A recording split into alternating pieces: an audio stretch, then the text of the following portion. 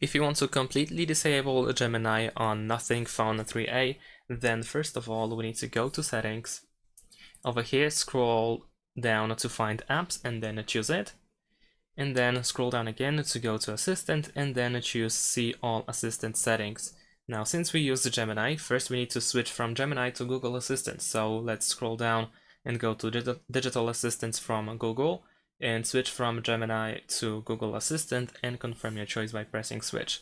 After that, we need to go back, choose General, and then here we have Google Assistant option, and we need to tap on this switcher in order to turn it off.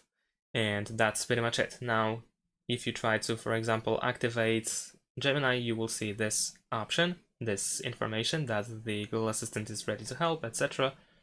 And if you don't want to use, or if you actually don't want to have the assistant assigned to the power button, then in that case we can also go to Settings, choose Apps again, and Assistant, but this time we want to go to Hold Power for your assistant and switch to Power menu. Thanks for watching, leave a like and subscribe to my channel, and see you in my next videos. Bye!